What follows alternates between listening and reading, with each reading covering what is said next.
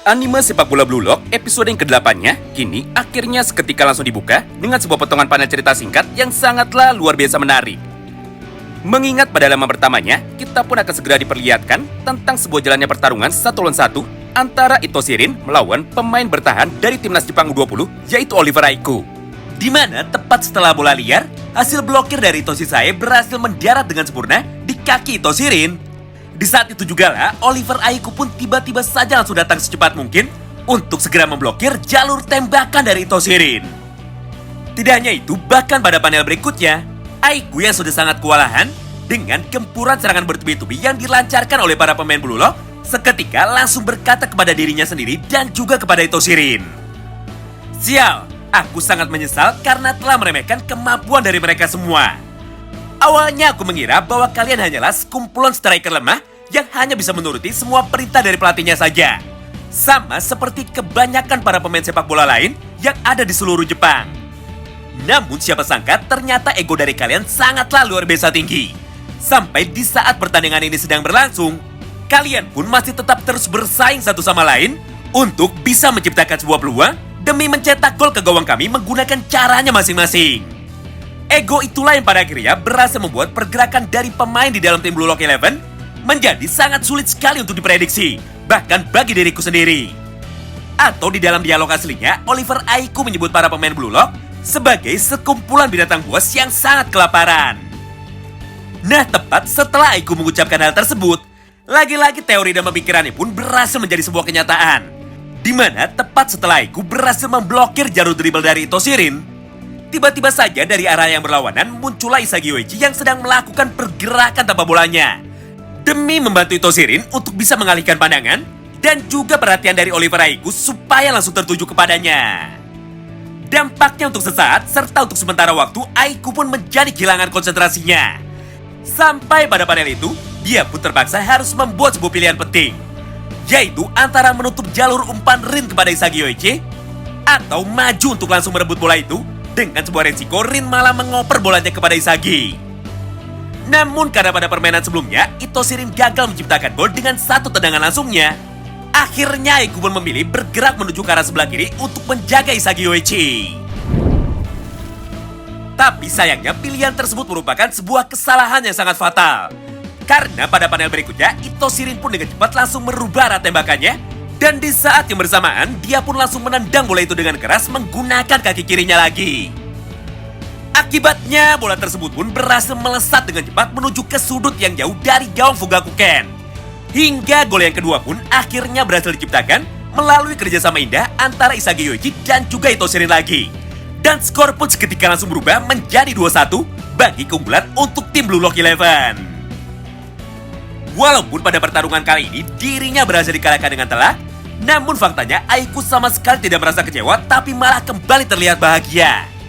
Karena dengan begini, maka masih ada sebuah harapan besar bagi masa depan sepak bola Jepang. Mengingat banyak sekali pemain muda yang luar biasa berbakat muncul di dalam pertandingan mereka kali ini. Mendengar semua ucapan dari Aiku, Kazuma dan teman-temannya pun seketika langsung meresponnya. Hah, Aiku, kami sama sekali tidak bisa komplain kepadamu. Karena jika kau saja tidak mampu menghentikan mereka, maka hal yang sama pun juga akan terjadi jika kami ada di posisi itu. Hal serupa pun diucapkan juga oleh Ito Shisae. Di mana pada panel berikutnya, Sae pun ikut memuji sistem pertahanan ketat yang dibuat oleh Oliver Aiku. Dan di saat yang bersamaan, dia pun malah langsung menyalakan Shuto Sendo lagi dengan berkata seperti ini. Woi striker bodoh, seberapa banyak lagi kah kau ingin terus gagal? Asal kau tahu saja, semua rentetan serangan beruntun dari tim mereka bisa terjadi karena kesalahanmu. Mengingat seharusnya kau bisa mencetak gol dengan satu buah peluang dan juga kesempatan emas yang sudah aku berikan kepadamu berkali-kali. Tidak hanya sampai di situ, karena pada panel berikutnya, saya pun dengan tegas kembali berkata kepada mereka semua. Ingat, jika tim kita kalah, maka timnas Jepang akan dibubarkan. Dan posisi kalian semua akan langsung digantikan oleh para pemain inti dari tim Blue Lock 11. Jujur, aku sendiri sama sekali tidak peduli jika sampai hal itu terjadi. Oleh karena itu, jika kalian masih tetap bermain dengan cara seperti ini, maka bersiaplah menerima konsekuensi atas semua kesalahan kalian. Mendengar semua ucapan dari Ito Shisae, Seketika semangat bertarung dari para pemain inti tim Jepang pun akhirnya kembali membara. Hingga pada panel berikutnya, mereka pun sudah siap untuk mencurahkan semua tenaga yang saat ini mereka miliki di sisa waktu 3 menit terakhir tersebut. Scene pun kembali berpindah. Sesaat sebelum pertandingan itu kembali dilanjutkan, kini kedua kesebelasan pun seketika langsung berubah formasi mereka menjadi sebagai berikut. Di satu sisi, tim Blue Lock Eleven mengganti formasinya dari 351 menjadi 541, di mana hampir semua pemain mereka akan berfokus untuk turun ke lini pertahanan dan hanya menyisakan lagi saja seorang diri yang menunggu di depan gawang. Hal ini dilakukan demi mengatasi permainan total football dari Toshisaya yang super cepat, sekaligus menjaga keunggulan mereka di babak pertama. Sedangkan di sisi lain, tim Jepang pun juga ikut berubah formasinya. Dari yang awalnya 4-4-3 menjadi 2-5-4, di mana hampir semua pemain mereka akan fokus untuk membantu Toshisaya dalam melakukan penyerangan, dengan hanya menyisakan Kazuma dan juga Oliver Aiku saja pada lini pertahanan mereka. Untuk lebih jelasnya kurang lebih seperti ini.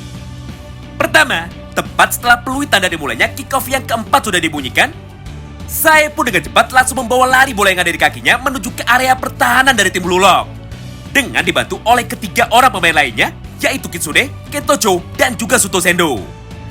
Melihat semua hal itu di depan matanya, Rin pun tidak bisa tinggal diam. Oleh karena itu, pada panel berikutnya, dia pun segera berlari menuju ke arah Toshisaya dengan niat untuk menghentikannya. Namun nampaknya kali ini saya sama sekali tidak ada niat untuk meladeni adiknya bertarung lagi, mengingat waktu mereka yang tersisa hanya tinggal hitungan detik saja. Oleh karena itu, saya pun segera mengoper bola itu menuju ke arah Kitsune, yang pada saat itu sedang berdiri pada posisi bebas tepat di samping saya. Kedua, setelah bola tersebut sudah ada di kaki Kitsune, kini giliran Isagi dan juga Bajira yang langsung bergerak dengan cepat menuju ke arahnya dengan niat untuk menghentikan mereka tidak peduli apapun yang terjadi. Tapi lagi-lagi hal yang serupa malah kembali dilakukan oleh Kitsune. Karena pada momen ini, dia sama sekali tidak ada niat untuk melewati Isagi dan juga Bajira dengan seorang diri. Namun sebagai gantinya, dia pun malah langsung melakukan serangan kombinasi bersama dengan Toshisaya, dengan menggunakan umpan pendek 1-2 untuk bisa melewati penjagaan ketat dari para pemain lini tengah yang ada di tim Blue Lock Eleven. Sebelum pada akhirnya bola itu pun langsung dikirimkan lagi menuju ke arah Kento, yang kebetulan pada saat itu sedang dijaga dengan ketat oleh Nico Iki. Walaupun pada awalnya Nico sempat mencoba merebut bola itu dengan cara yang sama seperti sebelumnya, namun kenyataannya kali ini Nicola yang harus kecewa. Karena ternyata pergerakan dari Kento jauh lebih cepat daripada respon yang bisa dikeluarkan oleh Nico Iki. Akibatnya, Kento pun berhasil melesatkan satu tendangan supernya menuju ke arah gawang dari tim Blue Lock Eleven. Beruntung pada momen itu ada Gagamaru yang mampu menebak dengan akurat kemanakah arah tembakan tersebut. Hingga pada akhirnya dia pun berhasil menepis dengan sempurna tembakan dari Kentocho. Dan bola pun seketika langsung terpental menuju ke sisi sebelah kanan lapangan. Ketiga, tepat setelah Gagamaru berhasil menggagalkan tembakan langsung dari Kento, saya pun dengan cepat langsung berlari menuju ke arah bola liar. Dan di saat yang bersamaan, dia pun langsung membawa lari bola itu menuju ke area kotak penalti. Setelah sebelumnya, dia berhasil melewati penjagaan ketat dari Isagi Uchi dan juga Meguru Bachira. Nah, pada momen ini, sebenarnya saya bisa saja mencetak gol yang kedua bagi tim Jepang U20 dengan menggunakan caranya sendiri. Namun, karena tujuan dari saya adalah mencari orang yang bisa mencetak gol melalui umpan yang dia kirimkan, akhirnya pada panel selanjutnya saya pun malah memilih untuk langsung mengirimkan setumpan jauhnya ke arah Suto Sendo lagi. Sebagai sebuah ujian terakhir bagi tim Jepang. Apakah mereka memang layak untuk dibantu oleh Toshisaya? Atau malah saya akan meninggalkan mereka dan membiarkan Jepang tetap kalah pada pertandingan kali ini? Sayangnya lagi-lagi Toshisaya pun harus kecewa. Karena ternyata satu umpan indahnya itu tidak mampu diterima dengan sempurna oleh Suto Sendo. Akibatnya Sendo pun mulai kehilangan kendali. Dan pada satu momen yang sama, Rin pun langsung menendang dengan keras bola itu menuju ke arah yang berlawanan. Hingga sampailah kita pada poin yang kelima. Sekaligus poin yang terakhir dari semua rangkaian serangan beruntun yang dilakukan oleh tim Jepang U20. Di mana pada momen selanjutnya saya pun malah menjadi semakin emosi. Karena dalam 3 kali kesempatan yang telah diberikan oleh dirinya, ternyata striker andalan dari tim Jepang tidak mampu mencetak 1 gol pun menuju ke gawang lawan. Hal itulah yang membuat saya akhirnya malah langsung memutuskan untuk menembakkan satu bola liar yang terpental ke arahnya dengan sangat kencang sekali. Walaupun kenyataannya saat itu dia sedang berada pada posisi yang sulit. Beruntungnya pada momen yang sama itu, Aryu Jubei berhasil merespon dan juga mengalau tembakan dari Toshisae dengan menggunakan tendangan karatenya. Akibatnya, bola pun seketika langsung terpental dengan jauh menuju ke sisi sebelah kiri lapangan. Dan gol pun kembali gagal tercipta melalui rangkaian serangan beruntun yang dilakukan oleh tim Jepang U20. Semua momen menegangkan ini pun terus berlangsung selama beberapa saat. Hingga pada panel berikutnya, peluit tanda berakhirnya pertandingan di babak yang pertama pun langsung dibunyikan. Dengan skor sementara masih 2-1 bagi keunggulan untuk tim Blue Lock Eleven.